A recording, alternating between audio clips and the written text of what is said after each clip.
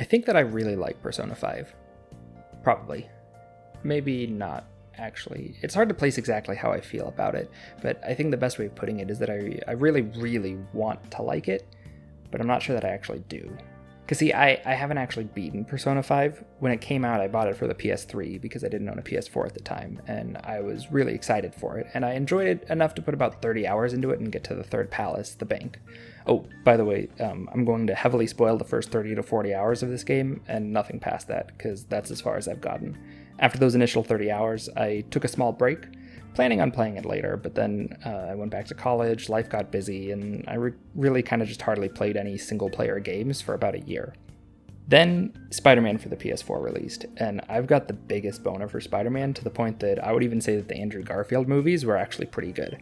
I mean, they were awful, sure, but they starred Spider-Man, so they can't be that bad. I'm getting off topic. Anyways, after I beat Spider-Man, I realized that I had a PS4, and I hardly had any games for it at all. And then I remembered that I never beat Persona 5, and I wondered why that was.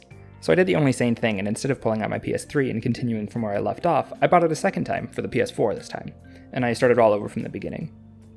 So I proceeded to play for about 30 hours, got to the Bank Palace, right where I left off last time, and then I didn't touch it for a year or two. Then Royal came out, and I thought, that seems cool, but I'm not going to buy Persona 5 a third time, just so that I can play the same 30 hours I've already played, and then stop playing it once again. That would be fucking insane. Then a few months passed, and then I did precisely that. Except this time, I beat the third palace, playing a whole extra 1 week in-game than I had before, plus all the extra fun bits that Royal added. So just so we're all clear, and we're all on the same page, I spent $180 on a game that I don't think that I like, and I've only played about maybe a third of. So this video isn't going to be the most logical analysis of Persona 5, and it isn't meant to tell you how you should feel about the game or inform you on if you should or shouldn't purchase it. No, this video is pretty much just that I can deconstruct what is wrong with my smooth, peanut-sized caveman monkey brain that would compel me to do this. And also it's to justify my decision to not go back and finish the damn game. So, let's get started. Okay, in order for you, and when I say you, I mean me, to understand why I bought a game I don't like 3 times, you need to first understand what I saw in it, what I wanted out of it, and why I so badly wanted to love it. And also, why I don't love it. Now, I don't need to tell you that Persona 5 is visually stunning, and is aesthetically one of the most interesting and compelling games that you can find of its kind. You can see that by the visuals on the screen, and hear that in the music for yourself. I'm going to say that anyways though, because I've posted 2 videos that are both kind of negative about stuff that people generally like. I'm afraid if I do that a third time, people will get the impression that I hate everything. I don't hate everything. I hate very few things. But that which I hate with a burning rage that can't be quelled until my short attention span draws me away to something that distracts me. Like a new shonen anime or a dumb action movie with big explosions. What was I saying? Oh, right, Persona 5. Visually, the game is stunning. Whoever did the UI could have phoned it in and spent their workday jacking off and spent 10 minutes doing something generic like everyone else does, but instead, they chose to make it look amazing. And really, they knocked it out of the fucking park. They chose to go fucking bananas with it, and it really shows. The UI stands out and it looks great, but it also fits the world and the theme really well. Now for the music, the Persona series is known for having some pretty great fucking music. If you live under a rock and this is news to you, go listen to the soundtracks from Persona 3 and 4, because they fucking slap. Now, I can't say if Persona 5 has better music than 3 or 4, because that's really subjective, and honestly, it's all great stuff. But Rivers in the Desert is maybe my favorite song from the entire series, and I never even got to that palace. The music slaps hard. Let's just say that. They also made a lot of really good improvements to the gameplay. Having fully designed dungeons for each palace is a huge step up from Persona 4, which was still using procedurally generated dungeons. Each dungeon in 5 looks unique, and it doesn't feel like a slog going through each one, because they're actually intelligently designed by a human person instead of using a computer to jizz out a maze that uses the same building blocks you've seen a million times. They save that for Mementos, which is actually kind of neat, because then you can choose how much time you spend there, so if you like an endless grind of a JRPG, that's still there for you. But if you just want to flirt with high school girls or work a part-time job like the rest of us, then you can ignore it for the most part, only going in occasionally. I also was really interested in the theme when I first started playing, and from the promotional material. I've always liked that gentleman thief archetype, and I love heists and all that shit, so the Phantom Thieves thing really got me going. You'll notice, though, that I said was, as in past tense. I'll talk a lot more about the theme later on, though. For now, let's just move on. Okay, so you have to understand, Persona 4 was my first entry into the series. I played it when I was in high school, and it was during a relatively pivotal time in my life, let's just say. I was dealing with a lot of feelings of isolation, loneliness, and depression, so I think I got a lot more out of that game than I would if I were to play it today, for example, for the very first time. The themes of finding yourself and accepting the good and bad that's in you, while very overt throughout the game, it really resonated with me. Having a small scope focused on the rural town and trying to find a killer made the fantastical story feel a little bit more grounded too, despite it still being filled with anime tropes and a lot of fantasy. For those reasons, this game really meant something to me when I played it. It was the first time a video game made me cry, and it was during a time that I was getting pretty good at pushing away my emotions. I don't think the experience that I had playing Persona 4 is entirely indicative of just the game itself, and I don't think that it's fair to hold that standard to any other game that I happen to play, because it just happened to be the right story that I needed to hear at that time. With that said, going into Persona 5, that's what I wanted out of it. I wanted that unrealistic expectation, to have it bring me that same amount of joy. From a logical perspective, criticizing Persona 5, I don't think that there's anything wrong with the game for not evoking those same emotions, but you have to understand that there was still that desire in the back of my mind motivating me to continue purchasing and playing the game until I got that same feeling. And when I played 30 hours and felt nothing, I would stop until I inevitably felt the urge once more. I also want to address quickly that while I will compare Persona 5 to Persona 4 a few times in the video, it's for these reasons I just mentioned with how Persona 4 shaped my expectations. It isn't me saying Persona 4 is the better game or that Persona 4 is the best Persona game or anything like that. I also won't be talking about Persona 3 that much because it didn't really shape my expectations of Persona 5 in that same way, so it's largely irrelevant to this discussion. This video isn't comparing or ranking the games in the series, so don't fucking at me in the comments saying Persona 3 is the best game or Persona 4 is trash and I shouldn't like it. I don't really care. I'm just talking about Persona 5 here. Okay, so now this is the part where I shit all over Persona 5. Okay, so what I don't like about it is a lot of random nitpicks, but there's also one central issue. Just for fun, I'm going to start with the random nitpicks though, because those actually bother me quite a bit. Please keep in mind, I've only played 30 hours of this game, though I've done that 3 times. So if a problem I have is fixed by something later on in the game, I haven't fucking got to it yet. I mean, let me know in the comments, but also just understand that I know that I'm ignorant in that regards, and that's just what happens when you make a video about a game I haven't beaten. That said, let's get into it. Okay, everyone fucking hates you.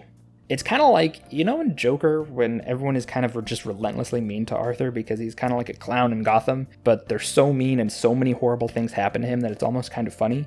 Like that scene where the kids just attack him and assault him for no reason when he's being a sign twirler, and then one kid shouts, "Take his stuff!" Take his stuff, let's go, let's go! But then they just kick him and run away, and very clearly no one's going for a wallet or fucking anything. Like no one has any reason to be this mean-spirited and just bad and awful, but they are anyways. It's almost like a universal truth that if Arthur meets somebody, they're going to be unreasonably mean to him without any provocation. That's how I felt playing the opening of Persona 5. Like best case scenario, people tolerate your existence. But generally speaking, people just kind of hate you.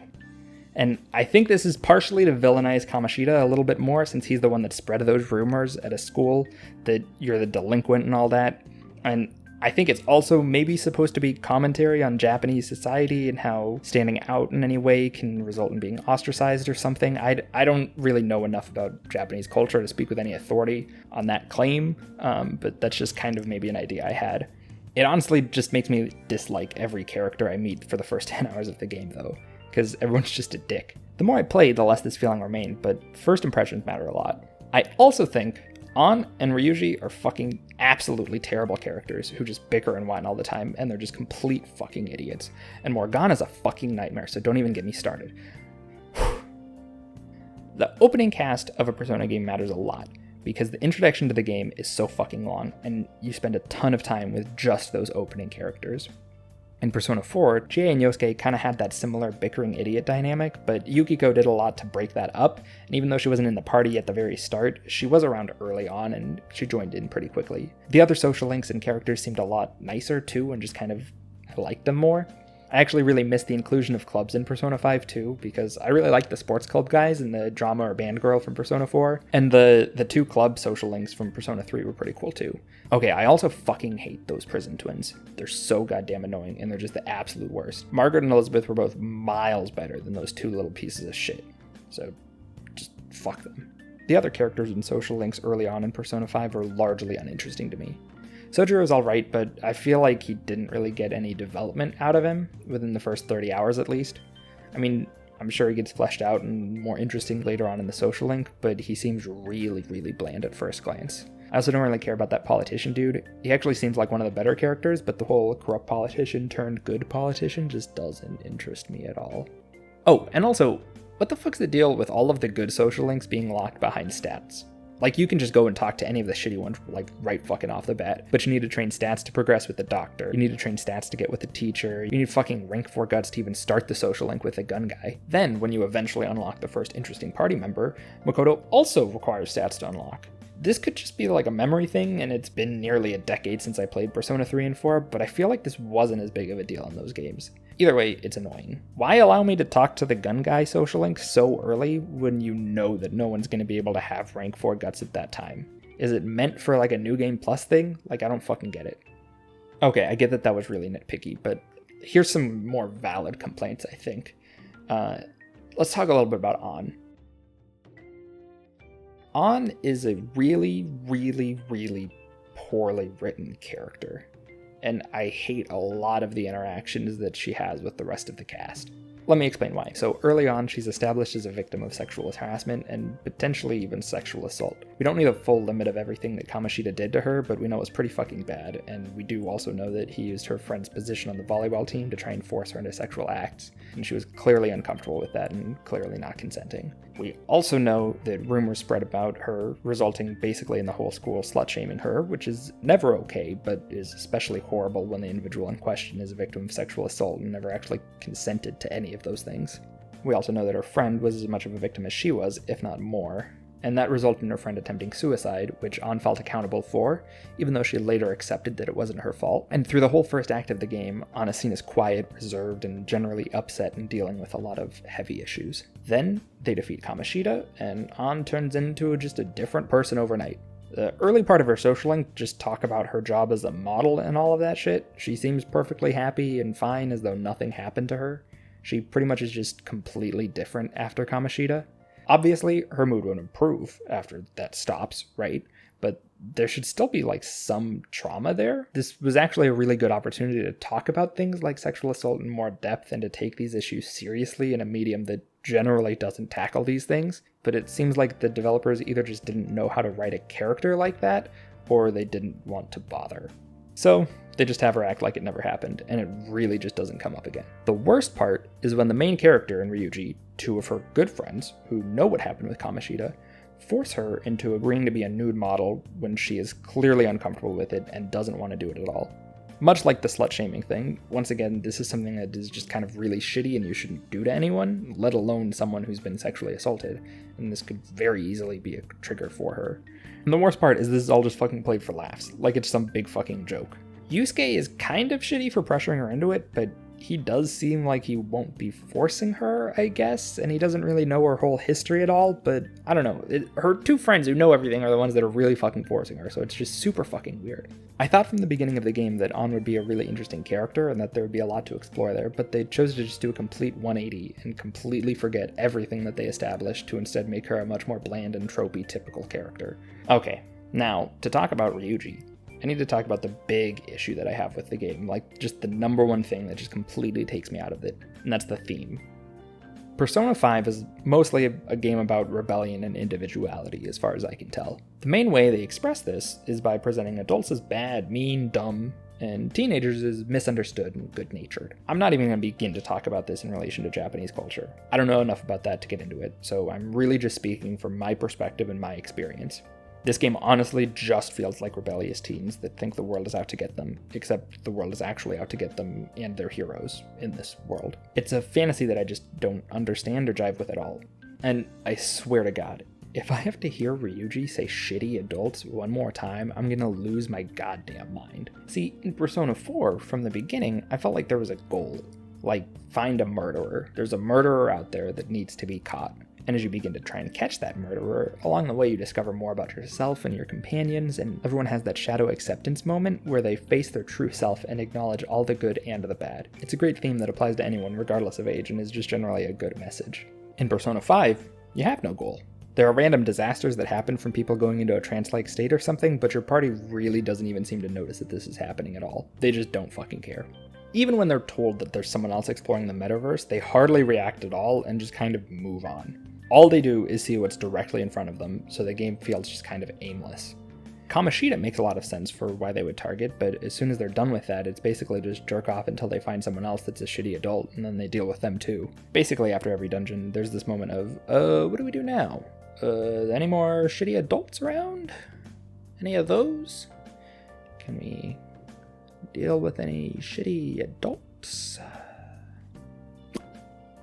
It's like they have this giant goal of saving the world by curing one shitty adult at a time, but they really have no plan in place for it, which I think harkens back to the idea that An and Ryuji and also Morgana are just complete fucking idiots. Like, just complete idiots. They really just feel like a bunch of teens that dealt with Kamoshida because he was right in front of them, and then they got this savior complex and thought they had this noble goal to rid the world of evil. It's just not compelling to me at all in the slightest, and it feels really slow and meandering. Okay, so that was a bit of a rant, but that just about sums it up. Do I regret purchasing Persona 5 3 times? No, not really. Okay, maybe a little. I just wanted so desperately to like it, and I really thought that I would. Buying Persona 5 Royal was probably fucking dumb though. Now, I do think that there's a lot to like about Persona 5, and also I know that I hardly mentioned Royal at all or any of those changes, but I actually really like the changes. Mementos is better fleshed out, the new character portraits are great, and I really liked most of them, even though they're pretty small details that are changed. The 2 new social links are actually really, really great, and maybe my 2 favorite early characters. Overall, I think it's a great addition, so no, I don't regret buying Royal. I mean, fuck Atlas for making it a whole new game instead of just DLC. Like, having to buy a whole new game when the original came out like 2 or 3 years ago, and the changes are relatively minor, is kind of just super fucked up, and it's kind of just an example of how greedy Atlas is. So, yeah, maybe I regret it a little. Look, all I'm saying is, if you really enjoyed Persona 5, you're probably 15, and if you are, that's great. I was 15 when I played Persona 4, and it was magical. And if you like Persona 5 and you're not 15, that's also fine, because you're an adult, and you can enjoy whatever the fuck you want to enjoy, and you can even buy it as many times as you want to, and that doesn't give anyone the right to judge you for it. That's the message of this video. You can buy Persona 5 as many times as you want, even if you didn't like it, really. That's just normal behavior. There's no need to feel self-conscious about that at all. I think if there's anything that we can all agree on, it's that. Okay, maybe 3 times is a little excessive.